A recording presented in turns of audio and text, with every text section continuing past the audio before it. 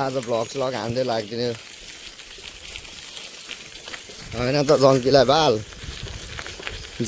बाल काममा त आइसक्यो खोइ त नि अब काम गरेको भिडियो हालौँ भने काम गरेको कसैले हेर्दैन मोज मस्ती गरेको मात्रै हेर्छ सो गाइज यति नै ल अब भरेतिर हुन्छ भ्लग हेलो सेवा welcome back to my YouTube channel so guys आजको ब्लग चाहिँ यस्तै छ अब काममा जाने टाइम लगभग भइसक्यो so I'm moving forward to the my duty and let's hope nice हुनेछ आजको दिन अनि हामी यहाँ सेमिना बनाएर कालो बनाएर हिँड्दैछु किन सेमिना त्यो रुमहरू मिला ल बढाएर गुडार गरेर मजाले जान लागेको छु अब म कामतिर कुखुराहरू यहाँ रेडी अलमोस्ट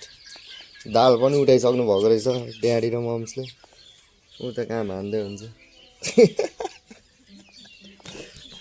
सो उता काम चल्दो रहेछ म नै अब कामतिर लाग्न आँटेको organic village organic life style यस्तै छ ल साथीहरू माया गर्नुभएकोमा धन्यवाद भिडियो सिडियो हान्दै लाग्दिनु पऱ्यो आज भनेको यस्तै छ ल मेरो चाहिँ चलपल सो अब हिँड्नु लागेको हामी चाहिँ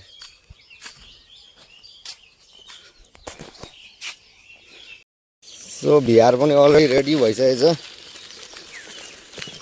आज भ्लग हान्दै लाग्दिने होइन त जङ्कीलाई बाल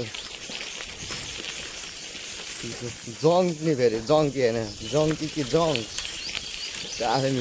मिलाएर बोल्नु होला सो भिडियो चाहिँ अगाडि गइरहेछ हाम्रो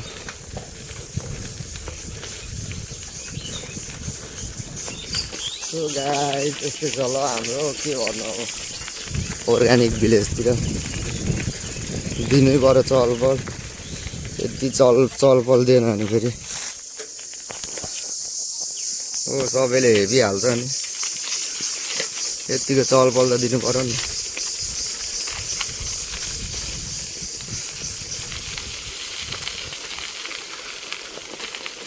यस अर्ग्यानिक गाउँतिर धान खेतीको सिजन आइसकेको छ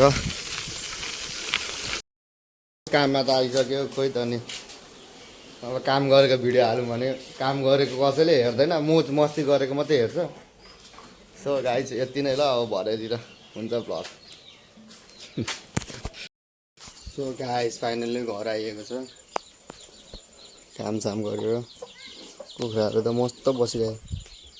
सो अर्ग्यानिक भिलेजमा यस्तै छ चलपल के भन्नु अरू त भन्ने कुरै छैन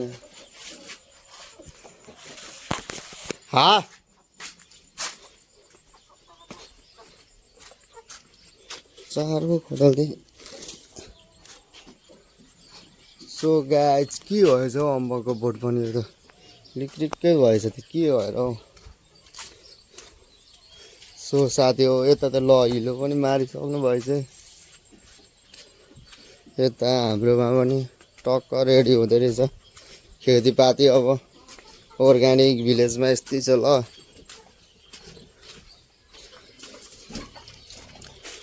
खेतीपातीको कार्यक्रमहरू हुँदैछ मस्त मुला सो घाम पनि डुब्दै रहेछ साथी हो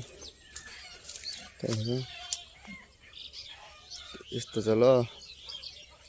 हाम्रो अर्ग्यानिक मह पनि यहाँ हुँदै रहेछ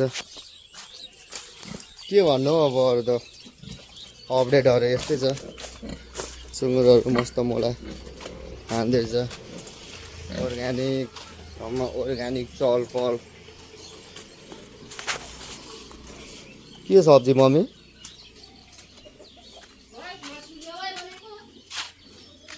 सो यस्तै छ मासु त हिजो अस्ति मात्रै खाइयो अब लाइन पनि कहाँ गएछ हौ आज यसो गिटार सिटार बजाउँदै बस्छौँ भनेको लाए नै छैन। साथी हो यति भन्दै मेरो भ्लग अन्तिमसम्म हेरिदिएर साथ दिनुभएकोमा धन्यवाद र मेरो भ्लगलाई यहीँ डन्ड गर्न चाहन्छु। धन्यवाद।